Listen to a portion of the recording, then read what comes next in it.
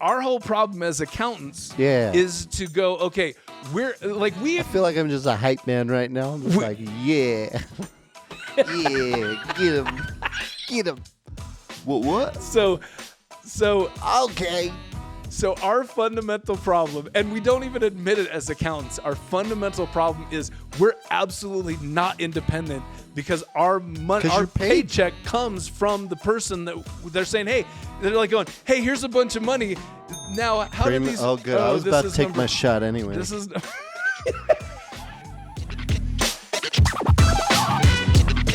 Thanks for listening to Drunk Ethics. If you would like to earn behavioral ethics CPE for listening to this podcast, there is now a premium course available for purchase on the Earmark app. Just go to earmarkcpe.com or download the Earmark app from the App Store or from the Google Play Store. And now raise your glass to this episode of Drunk Ethics. Hello and welcome to Drunk Ethics. I'm Greg Kyte. I'm a CPA licensed in the great state of Utah. And I'm Adam Broud. I earned my MBA from BYU, Brigham Young University in 2019. Awesome. And it's exciting to have someone representing Brigham Young University. Yeah, the school that has, I just looked it up, 22 years we've been at the top of the Stone Cold Sober list. And here you are. And here I am today. We do a whole lot of stuff together. This is the first podcast we've done together, but super excited about that. If this is your first time listening, just to get you up to speed, Drunk Ethics is the only certified course where the presenters, me and Adam, get drunk while discussing the intricacies of behavioral ethics. And today's episode is independence, objectivity, integrity, and Irish whiskey.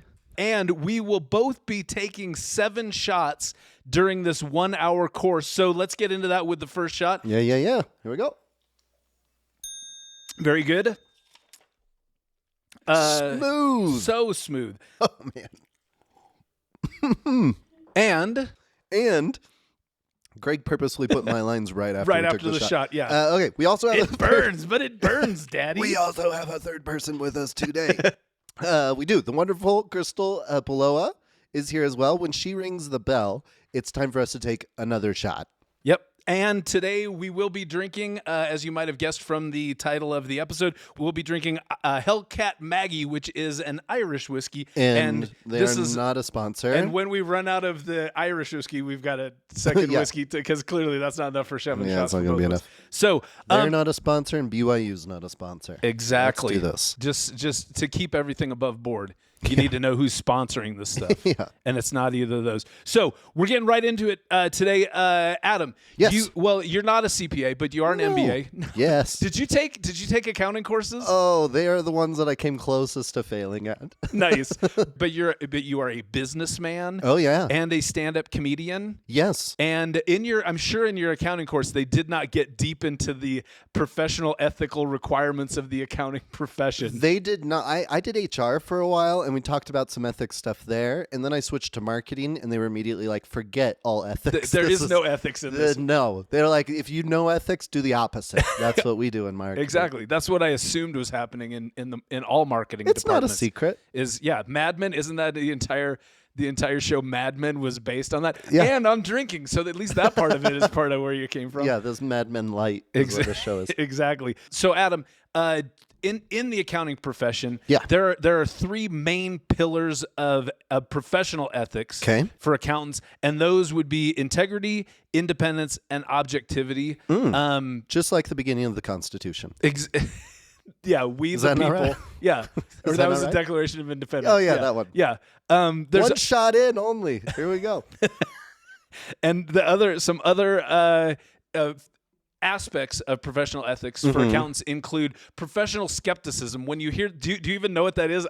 I mean, it sounds like a way to be like, I'm mean, but for my job, is what it kind of sounds like. Is that what it is?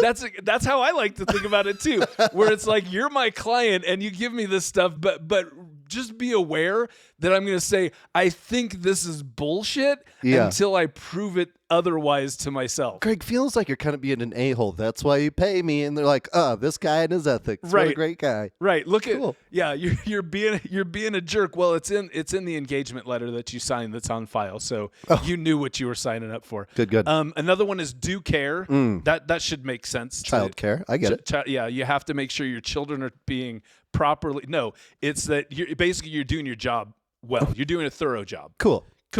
And Easy. then competence. Oh, yeah. So that's why you can't do accounting work, not just because you're not a licensed CPA. Right. It's my incompetence, most. In accounting, not in general. Yeah.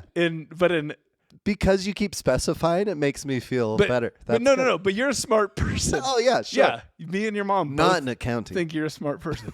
So okay, so here's what we got to ask. What does integrity mean to you? Just if you were to define it to like man on the street interview. If I came up and was like, "Hello, sir.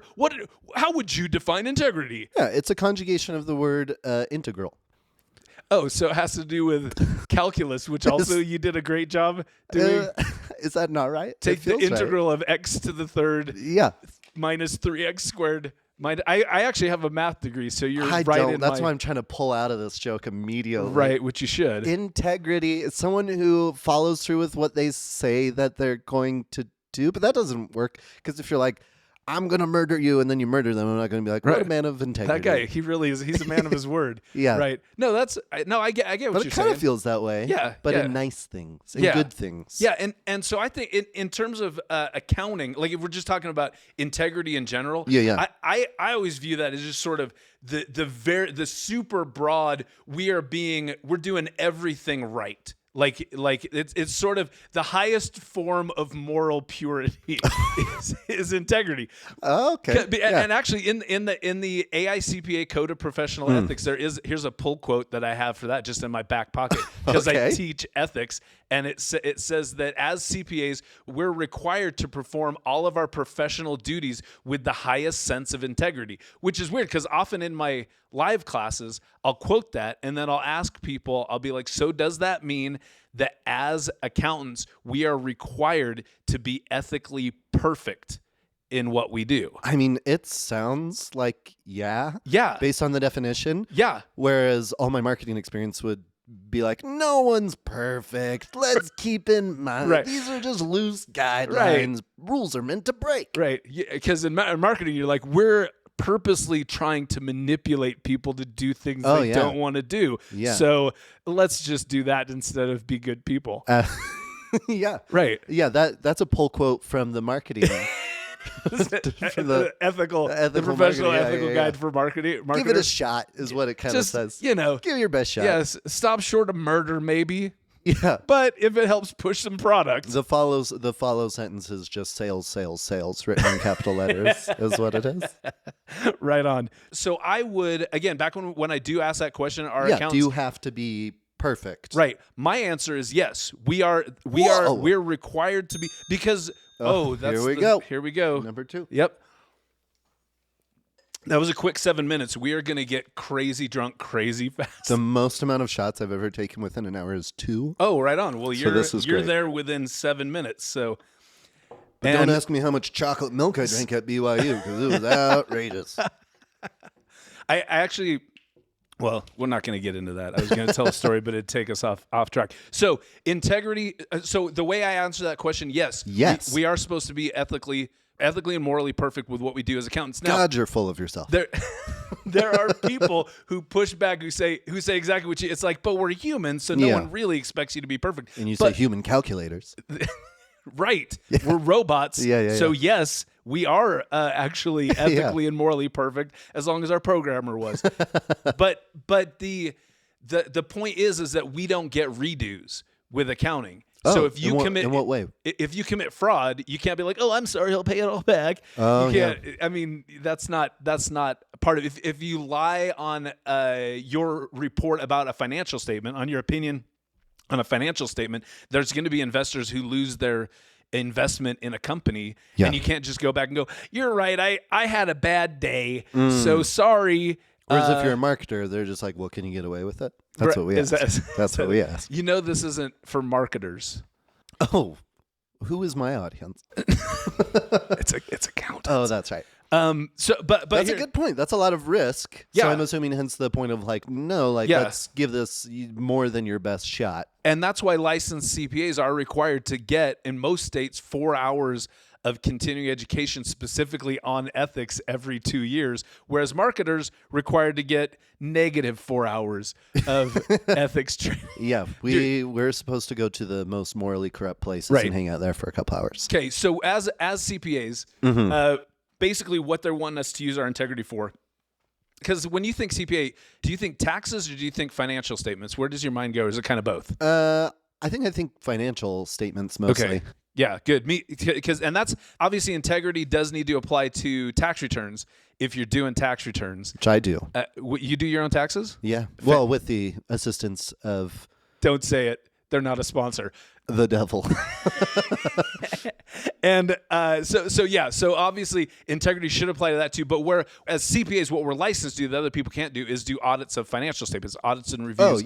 And compilations of financial statements. So when it relates to financial statements, you're all double checking each other's work though. Yes. So if you all agreed not to have integrity. Right. I'm not going to put that idea in your head. I'm just saying loophole. Right. We could keep going. Don't get me started. There's so many ways that you can conspire with other people to break the rules. But that's what we're saying. But that's why you're having this lesson. You're not supposed to. Highest level of integrity with all of our professional duties. Cool. So when we look at financial statements, what the public is expecting from us, and the public trust is also another aspect of our professional ethics, is that we're supposed to make sure that we are good to the public because they're trusting us to be good to them. I'm only now realizing that accountants really think the world is looking at them as like, man, the backbone of America. I gotta tell you, you're one of my closest friends. I still never think about accountants. Yeah.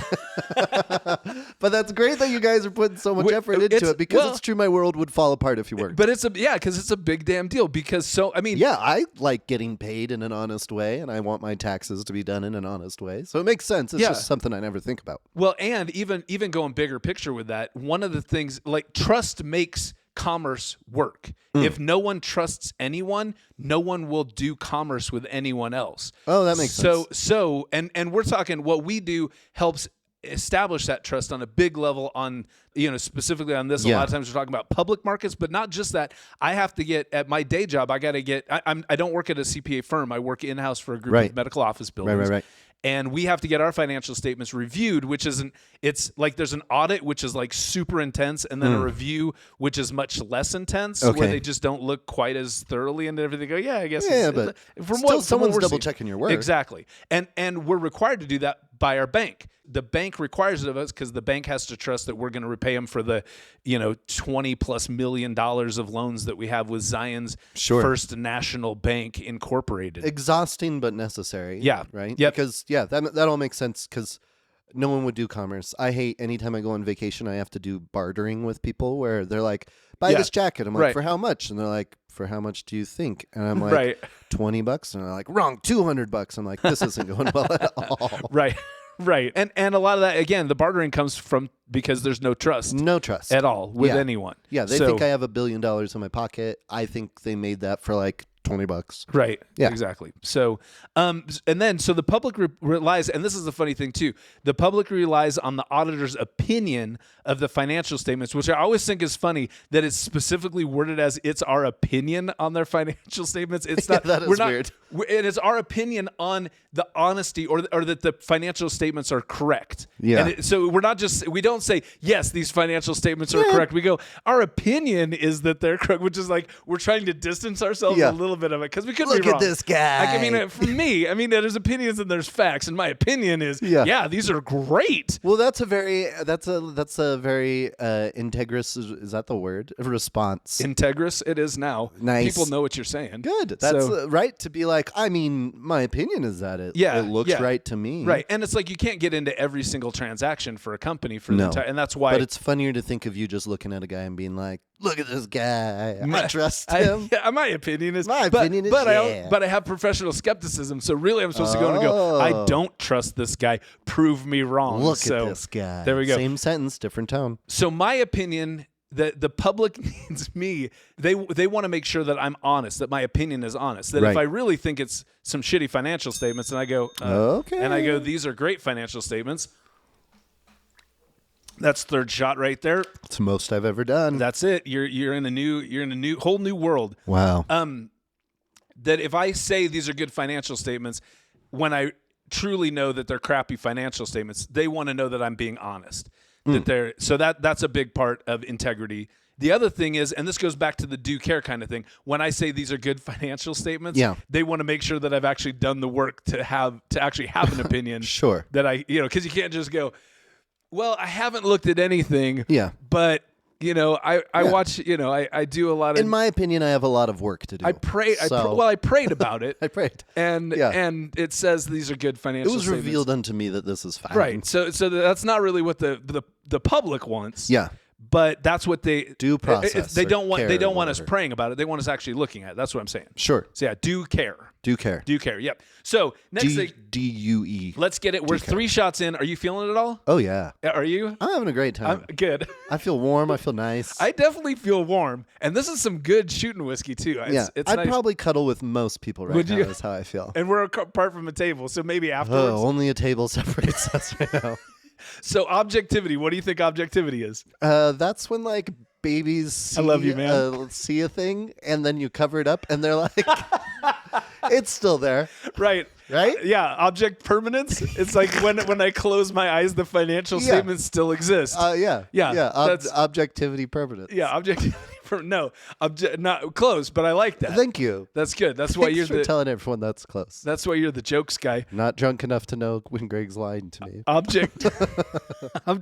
Objectivity obviously is not that. Objectivity, and I looked up just in case I wouldn't be able to pull it up from my own brain at this point in the podcast. Objectivity means dealing with facts and or conditions as perceived without distortion by personal feelings, prejudices, or interpretations. That's you guys thinking you're robots again. Is what it feels like. Dude, so much of the job is to be human robots.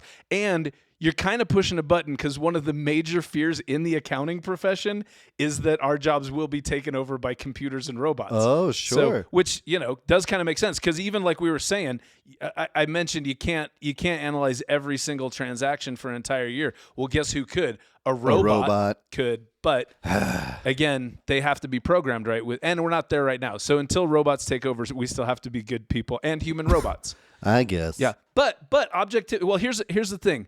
So the next question of the day is this: can you have integrity if you're not objective? Do you think? I think yes, mostly because I don't think you can hit true objectivity.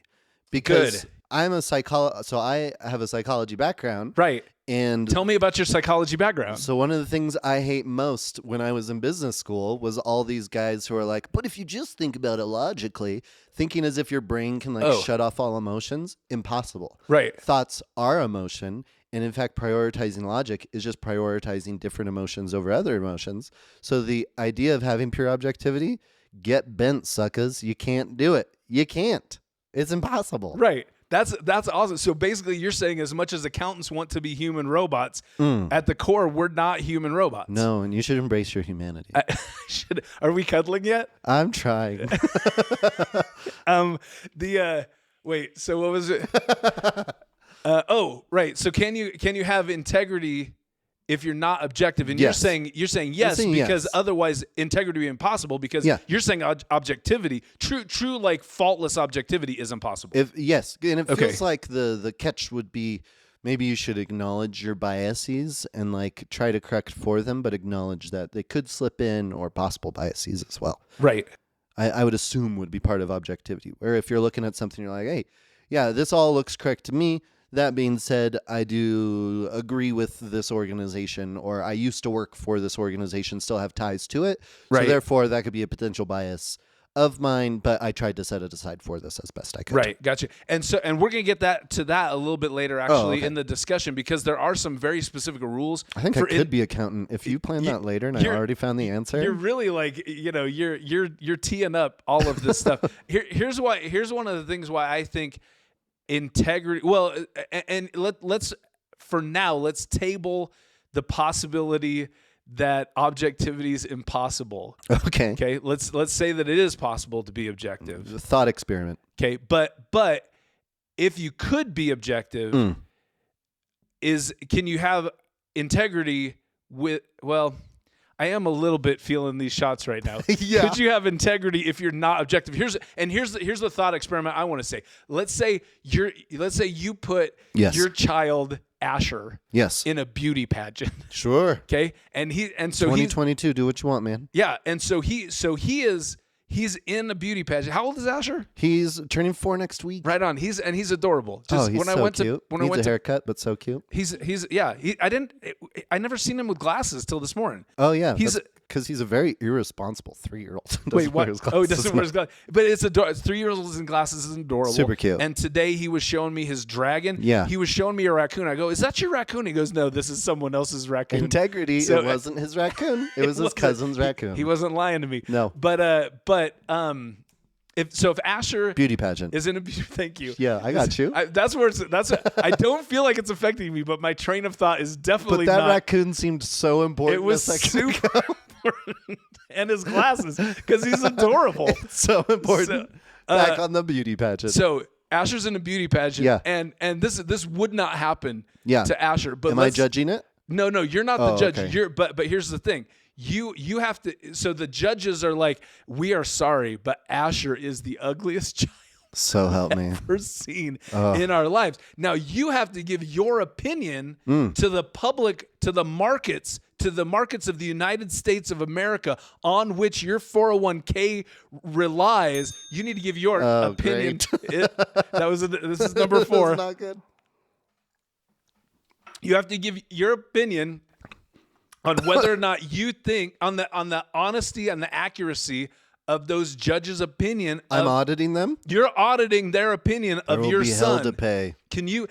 That's the thing. Can you have integrity? Could I? Yes. Do I want to in that moment? Absolutely not. Okay.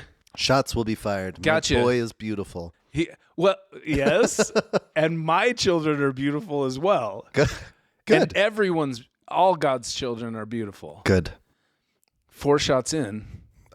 We finally found acceptance. We did. That's it.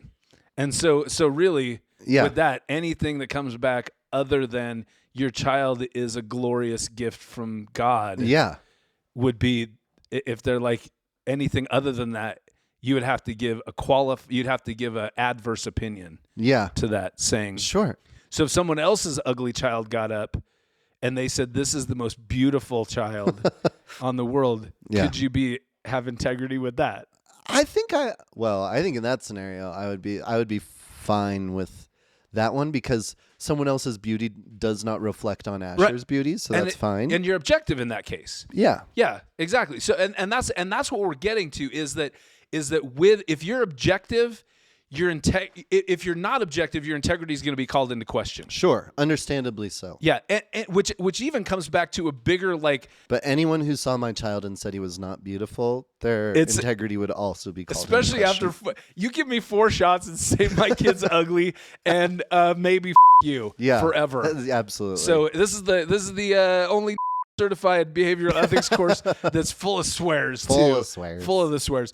Okay, so let's get into let's start talking about why objectivity is impossible. I just want to point out your notes here say hot or not says your kid is ugly. And I love that it's specifically hot or not. Right. That's very fun. Oh, that's what I put in the notes. Because that was a thing. That's like a thing. Yeah, it used to be for sure. Right. Yeah. Is there something like hot God, or not anymore? Not. I hope not. Tinder's kind of hot Tinder, or not. that's true. We outsourced it. Right. Yeah. Yeah, that's okay. fine. All right. Well, we raised the stakes on Tinder is what it is, because it's not just random people who are saying you're hot or not. It's people that you were hoping who have to have an investment to have a relationship. Yeah, it's kind of like the markets. There's more at stake on Tinder than on I don't know if that increases or decreases their objectivity, but I don't know that Tinder really cares about that. Yeah. Well, I did look into the prospectus for Tinder Holding and Heavy Machinery Inc., and they do have a commitment to integrity. Oh, good. So here's some reasons I have why no idea what that just meant. Objectivity. Hey, how many are we? 4? We're 4 in. 4. Just over halfway. Okay, so next thing I need to know. Crystal, you're so pretty. I just want you to know that. She is. So pretty. She's gorgeous. Oh, I tell doing you what. great. If anyone said anything other than that right now, it's cuddle time is over. If that happened, over. Grapple time replaces cuddle time. Okay, I came up with 3 reasons. You're a psychology major. Yes. You actually undergrad and 1 year of a PhD. There you go. So you're my therapist right now. Sure. There's 3 things I identified I didn't for do why that type of psychology, but sure.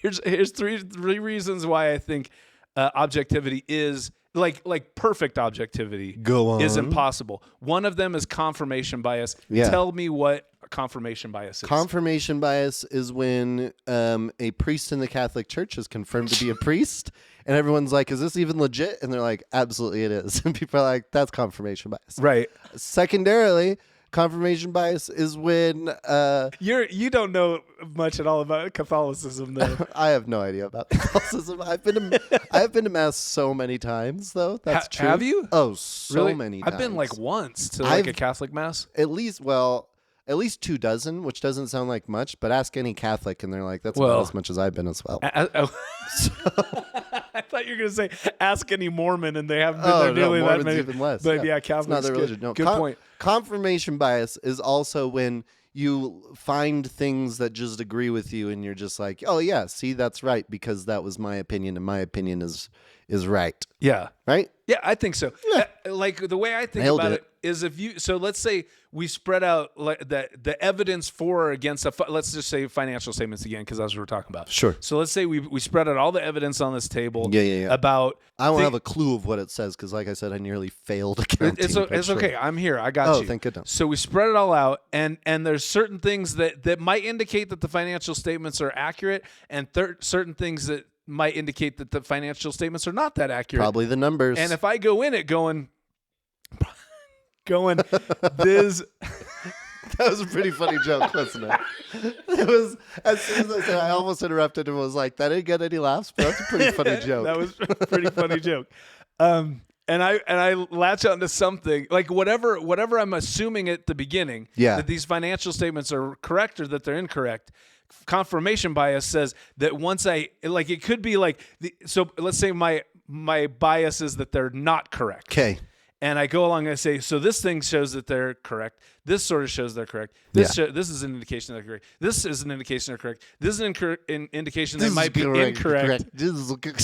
And then the one that says they're incorrect, I go, see, I told you. Oh, yeah, they're incorrect because right there. Classic confirmation bias. That's confirmation bias. Even Absolutely. though I was like, man, I kind of poo-poo the ones. Yeah, I wish I had confirmation bias, but every time I looked into it, it's clearly, I just don't, All the research indicates I don't have any confirmation. Wish it was different, but it is what it is. Right. I'm a perfect person. That's good, which is why I had you on the podcast. Yeah. Okay. The next psychological bias. Yeah. That I'd like to talk about is the contrast effect. Contrast effect. Do you know the contrast effect? I had to relook. It was in my notes. Contrast effect. You wear mostly one color. You do one color that clashes with it, but only to draw attention of the opposite sex. It's similar to peacocking. Let's drink. Oh, I forgot to pour my next one. Hang on. I'm behind. No, hang on. It's so whiskey was drank. Confirmation bias is peacocking. No. We're on contrast. Contrast effect. Contrast effect is not that. No. That's okay.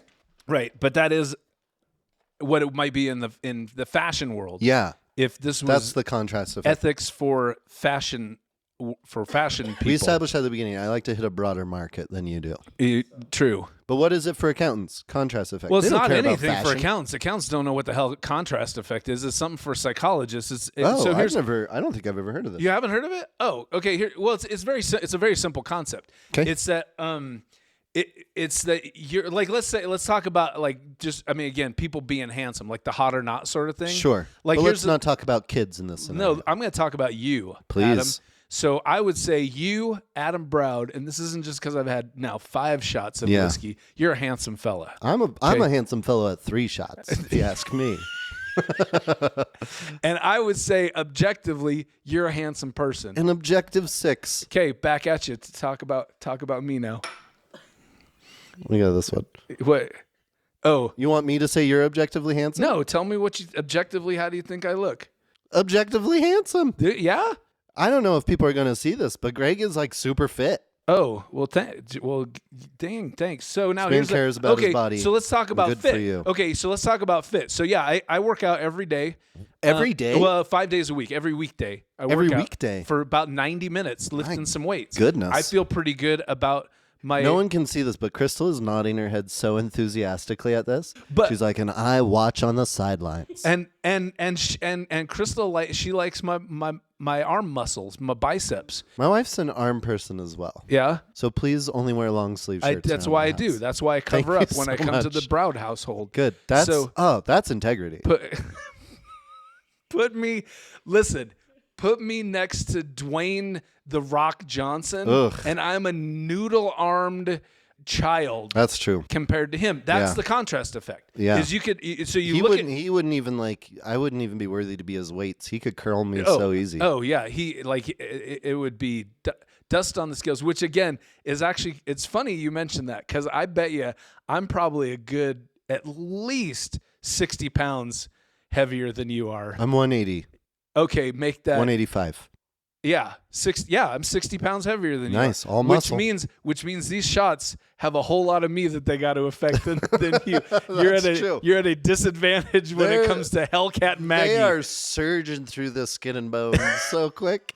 But it's me who can't keep my mind like going on the stuff. So okay, contrast effect. So here's the thing. So if my liver is cleaner than yours. If you look at me, I imagine it is. You look at me compared to Dwayne "The Rock" Johnson. Sure. I'm a noodle-armed child. If you look at me compared to that guy from Napoleon Dynamite. Oh yeah. I'm friggin' Mr. Universe. Oh, because you're comparing and contrasting these two things, and that's the contrast effect. Sure. So and that affects objectivity. Is that if you're looking at... I'm for sure drunk because I can't see the connection. Keep going. Well, here's the thing. So let's say the last engagement I was on... Okay. Those people's books were just horrible. Like sure. there was just so much wrong with them. Enron round 2. It was Enron times 2, Yeah. round 2. That's how bad those guys' books were. And now I come to another company, and their books are bad. Okay. But I just came off of the world's worst engagement with the worst books. So you're like, this can I objectively give an opinion about this next set? Better. You're an accountant. Right. And I'm a human robot. Yeah. And like you said, that's possible. These are the requirements. Did I?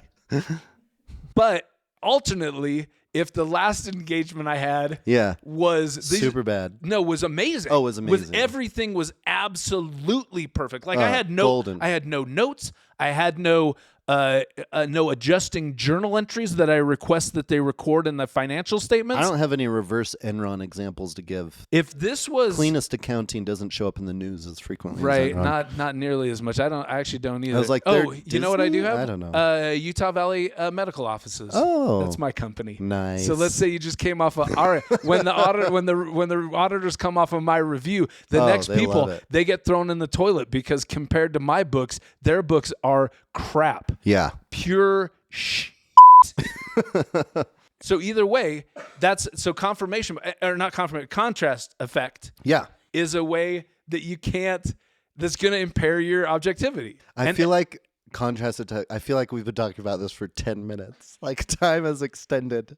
And and the listener feels the same. The next psychological bias. Sure. Bias blind spot. Do you know bias blind spot? I know what a literal blind spot is. What's a literal blind spot? There's a point in your eye that that for your optical nerve connects to your eyeball in the back. Yeah. And so when the light hits it, it is a spot in which your eye cannot see, so your mind just fills in the gaps instead. Yeah. And that is your blind spot, which you can test, and it's super fun. It is super fun. I did that like in 9th grade. It was really, it was like trippy. Oh, it was like cover this eye and then look at this dot and the other dot goes away. And when I taught psychology at the University of South Florida, and it was my favorite thing to teach because I could skip to biases so easily. I'd be like, okay, so if you cannot trust even your senses, such as your eyeballs in certain situations, how could you completely trust your outlook on life? Right. Ooh. Right. Well, okay. Ooh. Which is exact kind I know of. why turning my head feels so good right now, but it How does. many are we in so far? We're I still can't 5. believe we have to drink more We have than this. 2 more. 2 more. I have never been this drunk in my life. Really? Oh, we're gonna have to make sure you're hydrated, just because I care about you. Thank you. So you've got water. I've got some. I got I've some been Gatorade. drinking all But day. we got. Water. Here, listen. So blind spot. Yeah, bias blind spot is kind of what. Tell me if this is what you're saying, because I don't know if I totally understand things right now. But bias blind spot is where it's the idea that you listen to things like you said it before, contrast or the confirmation bias, and you're like confirmation bias totally doesn't work for me. Yeah, I don't have it. Right, but that's bias blind spot Sure. where you read about all these things, you go, I'm smarter than that. Yeah, It's so which really okay, we were 5 in, now we're 6 in. Cheers. So bias blind spot. And I think marketers must love this, because I think about the bias blind spot with marketing a ton, where it's like if you do these things, it's going to nudge people to buy your product. And I read about that and I go, that doesn't work for me. I only buy the stuff that I want. That's bias blind spot. Absolutely. Or it's like confirmation bias. You only the stuff that reflects what you want it to say. That's the stuff you're really going to pick up on. You go, yeah, I get it that's the case, but I'm smarter than that. Yeah. And that's but you're not. I'm not. And the research says that I'm not, but I truly, it's so dumb, because even with bias blind spot, I go, that's not you. me. You have to be a perfect bias accountant, Greg. Right. Nice try. Right. So we have all those things. All of them. And all of those impair our objectivity. Your humanity is working against you. It is. My what? Your humanity is working against you. It is. Absolutely. Your humanity is working against you. So again, let's go back to the humanity. beginning. Let's go. Working against you. Going back to the beginning. Yeah. There's 3 main pillars of ethics for the accounting Are profession. There's integrity. There's objectivity. There's integrity. Yeah. Which, well, actually, let's review this. Integrity, which is like being morally and ethically perfect. And we were like, that's not that's aspirational. Yeah. Good luck, dude. There's objectivity. Object permanence. Which objectivity is also not like perfect objectivity, not possible. We're all affected by biases. Not possible. None of this is possible. The world's lost. And the third one, no, it's not lost. The third one's stark depression. Okay, I know you're being funny. I'm not. But do you think the world's lost because we can't have objectivity? No, and it's integrity? fine. Humanity is a beautiful thing, and it's underappreciated even by those who experience it in everyday life. So the third thing, I have to really lock down now because you're gonzo. I'm not. Yeah. So the third one is independence. Listen to me. The third one's independence. The third one's the Declaration of Independence. It is. And I had a joke about that, but I can't remember it now. Thomas Jefferson, no integrity. Well, wait, what was it? We didn't. Here's the joke. So the question is this: can you have Focus in now, Greg. Can you have independence without objectivity? Can you have independence? Can you be independent if you're not objective? I don't know. In my brain, those words work so independently that they're not even connected. So this is tough. Here's why you can't. Because guess what? Guess what? America didn't send King George. We didn't send him a Declaration of Objectivity. That's a good joke. It feels like a pretty good poll quote. That's a pretty good joke. Pretty good. Yeah. So you reminded me of that. So can't wait to listen to that on the back end of this and be like, that makes no goddamn sense, Greg. I think this will make more sense than it feels like it's making right now. Good. So, but maybe that's just an inflated sense of self-worth. We have one more shot. We got one more. Great. And we've got 10 more minutes to talk about independence. Yeah. Teach me. Okay. Teach me. So independence it's funny because through the law of syllogism. The what? The law of syllogism. So. Is he slurring or is this an actual word? You can't have integrity without objectivity. You can't have objectivity without independence. You can't have syllogism without the dictionary. What does it mean? Syllogism. It's just that. Is that if A requires B and B requires C, then really you need to look at C because A can't happen without C. So we're talking to human robots. They get it. You 100% don't. You can't have A without B, then you can't have B without C. So if you can't, listen. Let's see if you can follow this. If you can't have integrity without objectivity, then you need to have. You better make damn sure you're objective. Yeah. Or else you can't have integrity. And then if you can't have objectivity without Okay. independence, Man. you better make damn sure you're independent. Yeah. Or else everything falls apart. Yeah. And that's so much the emphasis Makes in the sense. accounting profession for ethics. I sound so smart right now. 6 shots in. Literally right now, Syllogism. you're a genius to me. I'm like, whoa, Greg, you're killing this. You're so good at your job. Did you come up with this? No, it's on a paper in front of me. The independence is where we focus so much of our attention when it comes to professional ethics in the accounting profession. Really? Because like I said, because everything else depends on it? It would all crumble. And not only that, In what way? I I was so focused on telling jokes through most of this podcast,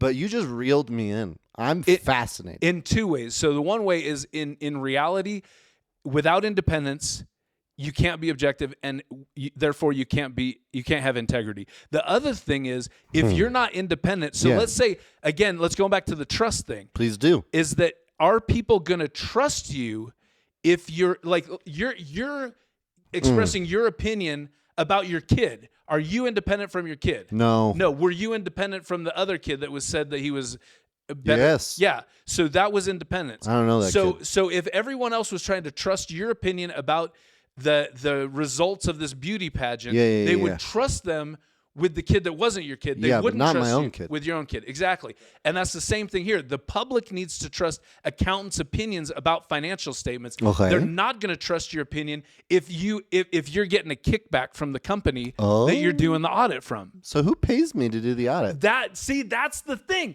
And that makes it the independence is also impossible because you're getting paid by the company. You're getting paid by the company that's having you give your opinion about their financial statements. No. Yes, so you're like absolutely not independent The world's a cruel place. because of that. But that's the big problem that accountants have. You're so smart though, because Thanks, dude. even 6 shots in, you found like the crux of the problem. Dude, I'm 6 shots in, but I still work in a capitalistic society. That's right. I know how it works.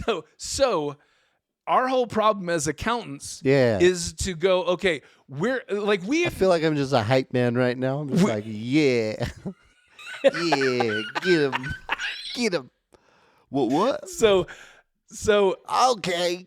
So our fundamental problem, and we don't even admit it as accountants, our fundamental problem is we're absolutely not independent because our money, our paycheck comes from the person that they're saying, hey, they're like going, hey, here's a bunch of money.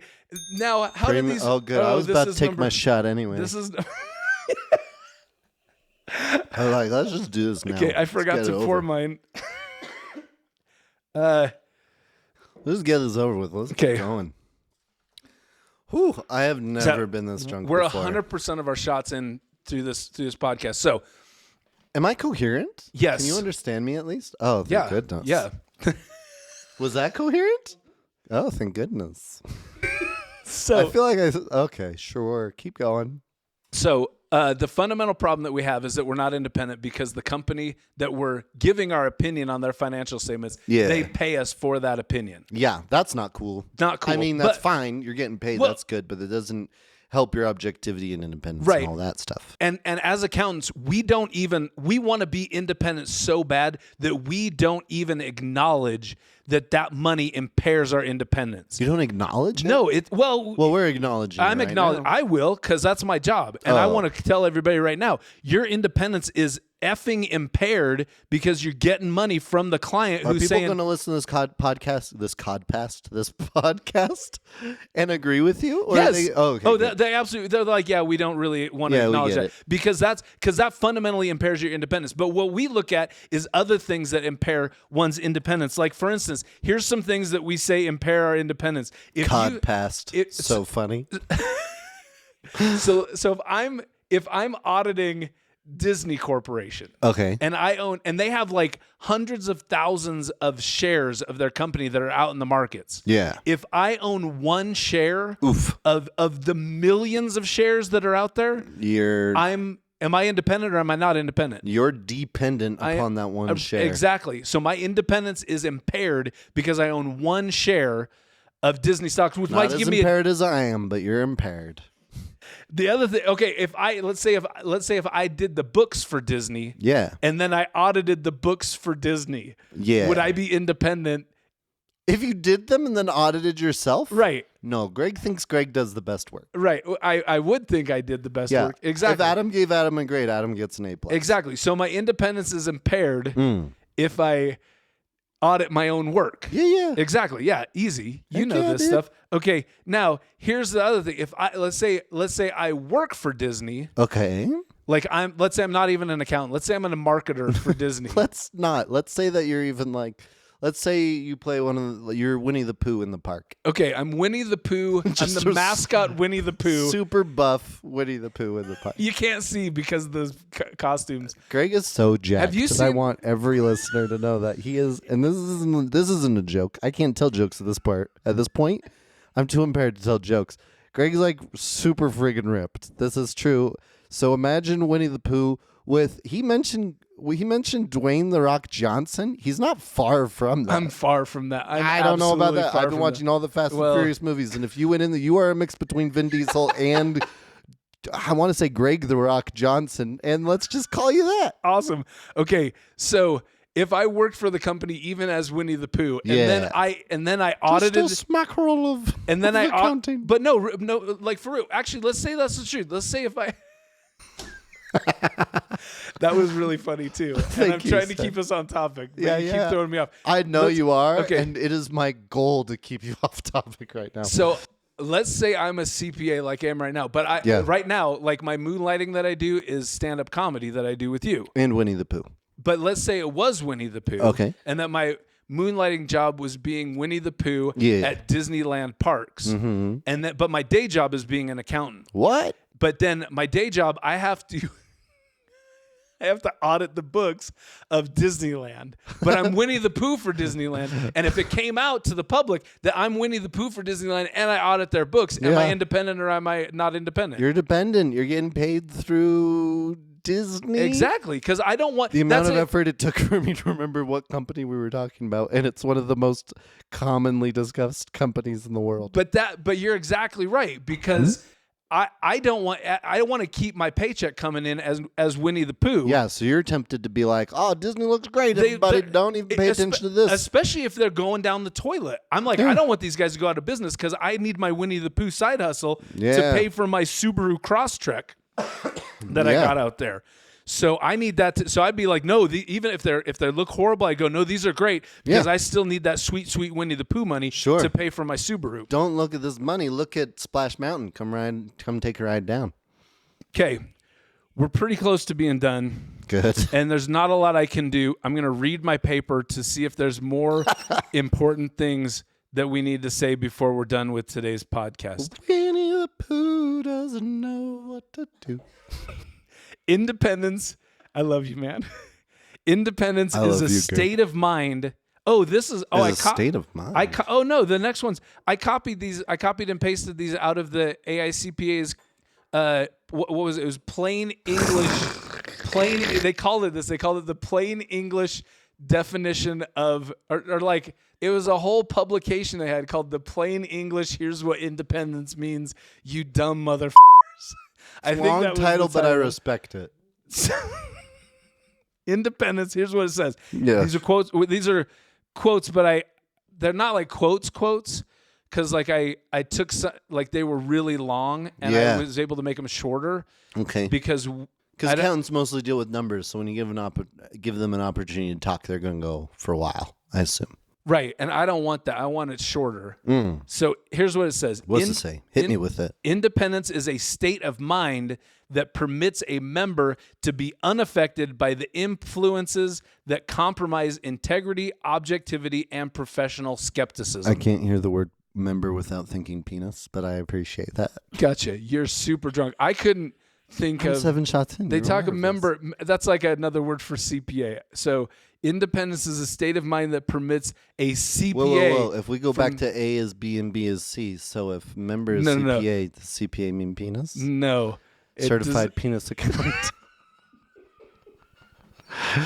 Shh. What's this podcast rated? It's rated X. The definite. So it says it's a state of mind that So first they say it's the state of mind that helps that makes it so that you can have integrity and be objective. Okay. And then they specifically have this caveat that says this definition should not be interpreted as an absolute. Is intended to convey that one must be free of all influences that might compromise objective professional judgment. Instead, it should determine whether the influences that do exist create a threat that is above an acceptable level. Free of all influences. Guess who's under the influence right now? But what it's saying is it's like you're going to have these biases that we talked about. So they acknowledge They say, yeah, you can't be perfect, but they're saying you got to make sure that these biases aren't above whatever certain level they need to be to make it so that you are impaired with your independence, not so much with your alcohol blood content. Your eyes are so blue. Aren't they? So, Crystal knows. They're beautiful, Crystal says. So, that I don't know if we really put a bow on the topic, but that's all the words that are on my paper that was my notes. I feel like my integrity's improved. Has it improved? Oh, yeah. Good. Awesome. And when I do marketing from here on out, I'm going to be like, I'm not independent. I'm not independent. You're not. Nor am I impedendent. Nope. From this client, I'm trying to sell something. And you know what? When it comes down to it, I might myself be engaging in some biases. I might have a bias blind spot, in fact, in this situation. But then I'm going to look at that and I'm going to be like, and now I'm going to extort it and I'm going to sell things. But I'm going to be aware. I'm going to be aware thanks to this podcast. Thank you so much, Craig. No, Adam, seriously, you're one of my favorite. My hand. Oh, feels so good. One of my favorite people in the world. It's so fun to work with you. This, for the listener, just so that they know, the Drunk Ethics. This is one of a 4-part podcast series. Please listen to this sober. Don't drink with us. Oh, or do. That would be awesome. You won't get anything. And you can get continuing education credit by listening to this podcast if you go to Earmark and take a brief quiz where somebody somewhere is going to find 5 things to ask you about what you listen to. You probably sound so dumb to the listener right now, but you sound so amazing to me. The way that you're able to even finish a single sentence right now, I'm blown away. But so impressed. But thank you guys so much for listening. Thank you guys. I'm Greg Kyte. I'm drunk. and hopefully you'll come back to listen to another Ethical Ethics. Drunks. Bye-bye. Drunk Ethics. Do you want to do it again? And here's a podcast. Kate. What? Let's say you start. Here's come back to listen to another episode of Drunk Ethics.